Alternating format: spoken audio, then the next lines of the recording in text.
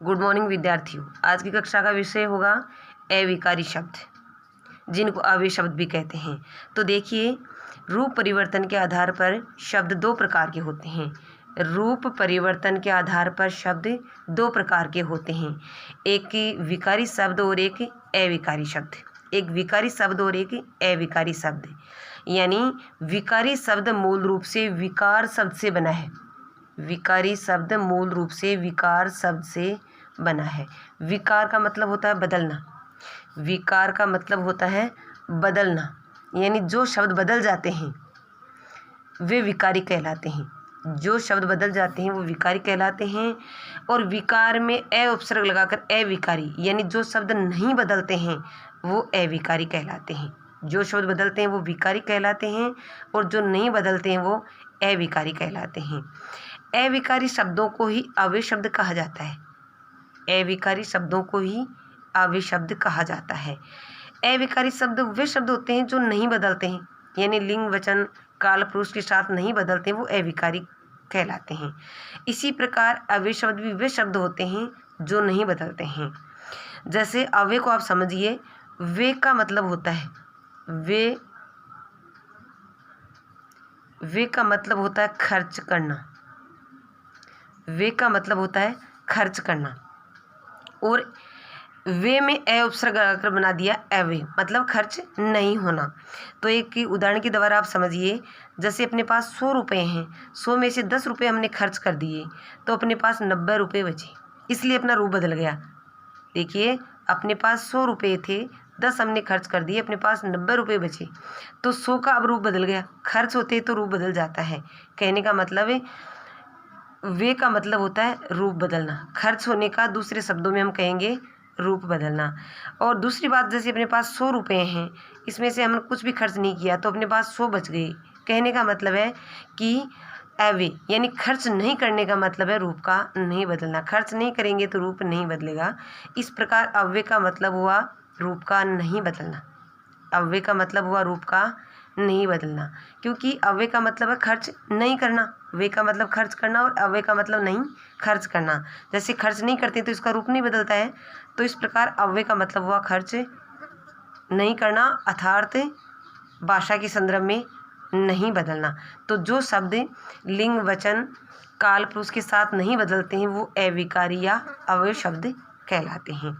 इस प्रकार परिभाषा देखो इनकी हुई, जिन शब्दों में लिंग वचन व काल के आधार पर कोई परिवर्तन नहीं होता है वो अविकारी या अव्यय शब्द कहलाते हैं।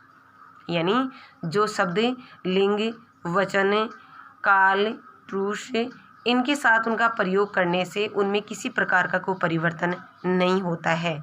आप एक शब्द का प्रयोग भले ही स्त्रीलिंग में कीजिए, भले ही पुल्लिंग में कीजिए, एक वचन के साथ कीजिए, बहुवचन में कीजिए, वर्तमान काल भूतकाल किसी में भी कीजिए, लेकिन उसके रूप में किसी प्रकार का परिवर्तन नहीं होता है।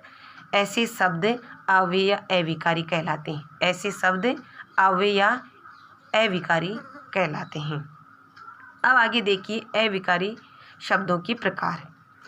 अविकारी शब्द 4 प्रकार के होते हैं: क्रिया विशेषण अव्यय, संबंध बोधक अव्यय और समुच्चय बोधक अव्यय और विस्मयादि बोधक अव्यय। अविकारी शब्द 4 प्रकार के होते हैं, अर्थात अव्यय शब्द 4 प्रकार के होते हैं: क्रिया विशेषण, संबंध बोधक, समुच्चय बोधक, विस्मयादि बोधक। अब आप इनको समझिए उदाहरण के द्वारा। क्रिया विशेषण, जैसा कि नाम से विदित है, नाम से पता चलता है क्रिया विशेषण। विशेषण का मतलब होता है विशेषता बताने वाला। विशेषण शब्द का अर्थ होता है विशेषता बताने वाला। तो क्रिया विशेषण का मतलब हुआ जो क्रिया की विशेषता बताते हैं, यानी संज्ञा की विशेषता बताते हैं वो तो विशेषण हो जाएंगे, लेकिन जो क्रिया की विशेषता बताते हैं वो क्या बन जाएंगे? क्रिया विशेषण। तो ऐसे अव्यय शब्द जो क्रिया से पहले आकर के उसकी विशेषता बताते हैं कि क्रिया कब हो रही है, कैसे हो रही है, किस स्थान पर हो रही है इत्यादि जानकारी जो शब्द देते हैं, जो अव्यय शब्द ये बताते हैं कि क्रिया कब हो रही है, कैसे हो रही है, कहाँ हो रही है, तो वो क्रिया विशेषण कहलाते हैं। जैसे एक उदाहरण है, सीता कम बोलती है। सीता कम बोलती है। अब यहाँ बोलना क्रिया है और बोलती कैसे? कम बोलती है। तो ये जो शब्द है ये क्रिया की विशेषता बता रहा है। कम अव्यय है क्योंकि ये कभी बदलता नहीं है, कम शब्द का प्रयोग आप सीता के साथ कीजिए, भले ही राम के साथ कीजिए, यानी इसका प्रयोग आप स्त्रीलिंग में कीजिए, भले आप पुल्लिंग में कर लीजिए, कम हमेशा कम ही रहता है, इसी रूप में रहता है, इसलिए अव्यय तो है ही है, साथ ही क्रिया की विशेषता बता रहा है, इसलिए क्रिया विशेषण अव्यय है। अगला संबंध बोधक अव्यय, जो शब्द ये भी जैसे नाम से ही विदित है, पता चलता है, संबंध बोधक, यानी जो शब्द वाक्य में संबंध बताता है, संबंध बनाता है, वह संबंध बोधक अव्यय होता है। ऐसा अव्यय शब्द जो वाक्य में प्रयुक्त होकर के और दो शब्दों के बीच में संबंध बताता है। तो इस प्रकार संबंध बोधक अव्यय उन अव्ययों को कहते हैं कि जो अव्यय शब्द वाक्य में संज्ञा शब्दों का अन्य शब्दों के साथ संबंध बनाता है, वे संबंध बोधक अव्यय होते हैं। जैसे उदाहरण के द्वारा घर के पीछे सड़क है, घर के पीछे सड़क है। अब घर संज्ञा शब्द है, इसका ये पीछे शब्द सड़क से संबंध बता रहा है।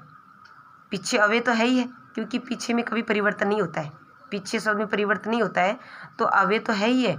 इसके साथ ही ये घर और सड़क के बीच संबंध बता रहा है, इसका मतलब ये संबंध बोधक अव्यय है। अगला है समुच्चय बोधक अव्यय। समुच्चय का मतलब होता है योजक या जोड़ना। समुच्चय शब्द का अर्थ होता है योजक या जोड़ना, यानी समुच्चय को दूसरों शब्दों में हम योजक भी कहते हैं, जो दो को जोड़ने का काम करता है, जो ये दो को जोड़ने का काम करता है। या तो दो वाक्यों के बीच में प्रयुक्त होकर वाक्यों को जोड़ता है, या दो शब्दों के बीच में प्रयुक्त होकर ये शब्दों को जोड़ता है। जैसे उदाहरण में आप देखिए, राम और मोहन दौड़ते हैं, राम और मोहन दौड़ते हैं। अब यहाँ और जो शब्द है ये राम और मोहन को जोड़ रहा है, और जो शब्द है ये राम और मोहन को जोड़ रहा है, इसलिए दो शब्दों के बीच से प्रयुक्त होने वाला, दो शब्दों को जोड़ने वाला जो अव्यय शब्द है, ये समुच्चय बोधक अव्यय कहलाता है। लास्ट और अगला है विस्मयादि बोधक अव्यय। विस्मयादि बोधक अव्यय, विस्मयादि बोधक अव्यय वो अव्यय होते हैं, विस्मयादि बोधक अव्यय वो अव्यय होते हैं जो कर्ता का हर्ष, घृणा, शोक, विस्मय ये व्यक्त करता है। यानी विस्मयादि बोधक अव्यय जो वाक्य में प्रयुक्त होते हैं, इनका वाक्य से कोई संबंध नहीं होता है, इनका वाक्य से कोई संबंध नहीं होता है, लेकिन ये वाक्य में प्रयुक्त होकर के कर्ता का भाव व्यक्त करते हैं। ये वाक्य में प्रयुक्त होकर के कर्ता का भाव व्यक्त करते हैं। कैसे? जैसे उदाहरण के जरिए आप समझिए, वह कितना सुंदर दृश्य है। अब इसमें वह विस्मयादि बोधक अव्यय का प्रयोग किया गया है। कितना सुंदर दृश्य, कितना सुंदर दृश्य है, इसमें हम इतना कहकर भी दृश्य के बारे में बता सकते थे कि कितना सुंदर दृश्य, तब भी दृश्य के बारे में बताया जाता, लेकिन हमने वह अव्यय का प्रयोग किया है। इससे कर्ता का प्रसन्नता का भाव व्यक्त होता है कि दृश्य को देखकर कर्ता कितना प्रसन्न है।